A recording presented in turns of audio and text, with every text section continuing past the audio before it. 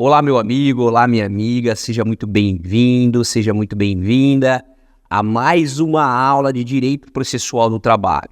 Hoje nós vamos falar aqui da contestação trabalhista, que, por sinal, é a principal defesa do réu trabalhista, a principal maneira da reclamada se defender. E olha que interessante, hein? O artigo 847 da CLT, ele prevê que a defesa trabalhista seja feita da maneira oral. Sim, está lá no artigo 847 que a defesa trabalhista será aduzida em 20 minutos. Mas a prática, obviamente, tem permitido a apresentação de defesa escrita, que, por sinal, é muito mais confiável, né? Imagina você pedir a palavra ali na audiência e fazer a sua defesa trabalhista de maneira oral. E outra coisa, né? Como que você vai juntar o lerite, vai juntar cartão de ponto, contrato de trabalho? Então, a esmagadora maioria dos casos, a apresentação de defesa é feita de maneira escrita. Tá joia? E qual que é o prazo para eu apresentar essa defesa? Vamos lá, se for no rito sumaríssimo, onde a audiência é una, você tem que apresentar, você tem que colocar sua defesa no processo judicial eletrônico até antes de começar a audiência. Se for no procedimento ordinário, até antes de começar a audiência inicial. Sumaríssimo, audiência una, ordinário, audiência inicial. Então, antes de começar a audiência, já tem que estar protocolada a sua defesa no PJE, no processo judicial eletrônico. Não adianta você ir lá na vara e levar um pendrive e falar, olha, protocola a minha defesa. Eles não vão fazer isso. Tá joia? Compete a você fazer a inserção da sua defesa antes da audiência una, se for o procedimento sumaríssimo, ou antes da audiência inicial, se for o procedimento ordinário. Tá joia? Quais as matérias que eu alego na minha contestação trabalhista? Nós temos as matérias processuais que estão previstas ali no artigo 337 do Código de Processo Civil. O que são elas? Litispendência, coisa julgada, inépcia da petição inicial. A gente tem uma gama de matérias que são matérias processuais. Essas matérias a gente chama do quê? De preliminares de mérito. O juiz vai analisá-las antes de analisar o mérito daquela reclamatória trabalhista. Tá joia? São importantíssimas, você tem que saber o artigo 337 do Código de Processo Civil de cor. Sim, uma boa defesa, ela passa por todas as situações previstas no artigo 337 do CPC. Tá bom? Depois nós temos as matérias de mérito. As matérias de mérito, nós temos as prejudiciais de mérito, que são a prescrição e a decadência. Olha o nomezinho para você não errar. Prejudicial de mérito. A prejudicial de mérito, se uma vez verificada, se uma vez constatada, eu não vou nem analisar o mérito. É o caso da prescrição bienal e total. Imagina que aquela ação trabalhista está totalmente prescrita porque o reclamante não ajuizou dentro do prazo de 2 anos contados do término do contrato de trabalho. Se ele não ajuizou, eu coloco um tópico na minha defesa, que é uma prejudicial de mérito, intitulado da prescrição bienal total. De tal forma que a análise do mérito ela vai estar completamente comprometida. Nós temos as matérias de mérito direta também, além das prejudiciais, as matérias de mérito indireta. Matéria de mérito direta. O que eu faço? Eu nego. Eu nego os fatos alegados na petição inicial. E nas matérias de mérito indireta, eu suscito fatos extintivos, impeditivos ou modificativos do direito do autor. Dentre esses fatos, nós temos, por exemplo, a compensação.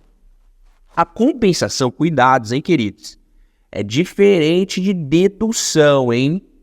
Dedução é o abatimento das verbas já pagas. Na dedução, o juiz pode reconhecer de ofício. Você não precisa nem pedir. Já a compensação é diferente. Na compensação, credor é devedor e devedor é credor ao mesmo tempo. Então, eu compenso algumas coisas ali. Eu posso fazer essa compensação de maneira extrajudicial, só que aí eu só posso compensar um salário mínimo, está lá previsto no artigo 477, parágrafo 5º da CLT, e eu posso fazer esse pedido de compensação na minha defesa trabalhista, na minha contestação. Aliás, a súmula 48 diz isso. Se eu não alego, a súmula 48 do TST, se eu não alego a compensação em defesa e em contestação trabalhista, precluiu o meu direito.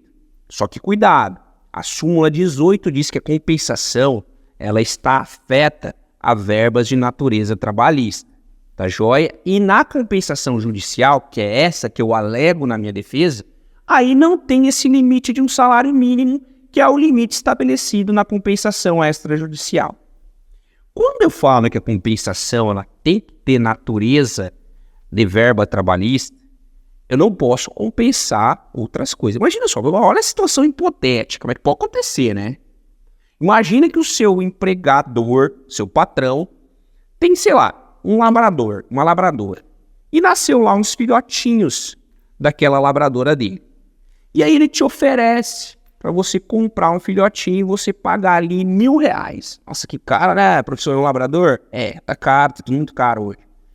E aí você divide aquele pagamento de R$1.000 em 10 parcelas de R$100.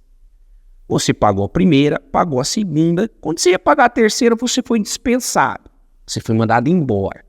Sem justa causa do seu trabalho. O seu patrão, ele pode colocar lá no termo de rescisão do contrato de trabalho, ele pode descontar R$800 porque você não pagou o filhote do labrador? Óbvio que não, né? Não tem nada a ver com natureza trabalhista isso. Nossa, professor, mas aí, meu patrão vai ter esse prejuízo de eu não pagar? Paguei só 2 parcelas, depois foi mandado embora? Ele que se valha, né, do juizado especial civil, de uma ação civil, para cobrar esse cachorrinho que ele vendeu para você, tá bom? O que eu quero dizer é o seguinte, eu só posso compensar verbas de natureza trabalhista. Tá joia? Cuidado com isso. A contestação trabalhista, ela tem que obedecer especificamente 2 princípios. Primeiro, o princípio da impugnação específica. O que quer dizer o princípio da impugnação específica? Eu, advogado trabalhista de empresa, tenho que impugnar cirurgicamente, precisamente, todos os pedidos lançados na petição inicial, na reclamatória trabalhista.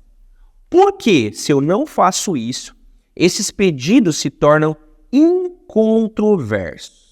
Então, eu tenho que pegar a petição inicial e rebater todos os pedidos nela previstos, sob pena de se tornarem pedidos incontroversos. Professor, você quer dizer então aqui que não cabe a negativa geral na seara trabalhista? É isso que eu quero dizer. Mas, obviamente, nós temos uma exceção. Cabe a negativa geral para o Ministério Público do Trabalho, para o Procurador Especial e para o Defensor da Ativa. Tá joia? Segundo princípio muito importante, o princípio da eventualidade ou da concentração da defesa. O que diz esse princípio que está previsto lá no artigo 342 do Código de Processo Civil?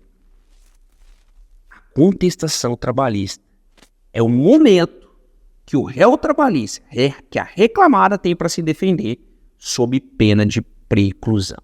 Isso quer dizer o seguinte, se eu não me defendo, acontece um fenômeno chamado revelia. Lembra da revelia? Revelia. E a revelia, ela faz eclodir 2 efeitos. Um efeito material e um efeito processual. Se você não se defende na Justiça do Trabalho, nesse processo,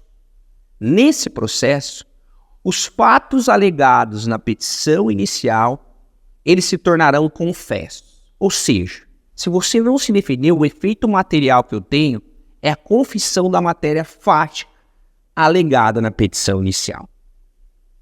Tudo que o trabalhador alegou na sua petição inicial é confesso. Você não se defendeu, é tudo verdade. E nós temos 2 efeitos processuais. Primeiro efeito processual, julgamento antecipado da lide. O juiz nem vai mais ouvir ninguém, você não se defendeu. Ele vai julgar o processo no estado que se encontra. E também não há necessidade de intimar de atos ulteriores, de atos posteriores, justamente porque você não se defendeu. Só que aqui nós temos uma exceção. A exceção está lá no artigo 852 da CLT, que prevê a intimação do réu da sentença trabalhista. Cuidado, hein, queridos? Não haverá a revelia se, havendo um litisconsórcio passivo, um deles contestar aquela ação. Também não haverá a revelia para direitos indisponíveis quando a petição inicial ela necessita de um instrumento público inevitável, ou então quando os fatos alegados na petição inicial eles são completamente inverossímeis, é impossível daquilo acontecer, tá joia? E aqui eu chamo a atenção também para a insalubridade e periculosidade. Se há um pedido de insalubridade, o juiz vai designar uma perícia para constatar se há ou não um ambiente de trabalho insalubre. Tá joia? Então tá aí os principais pontos da contestação trabalhista. Tá joia? Espero que você tenha gostado e nós nos vemos aí numa próxima aula. Um grande abraço e permaneça sempre com Deus.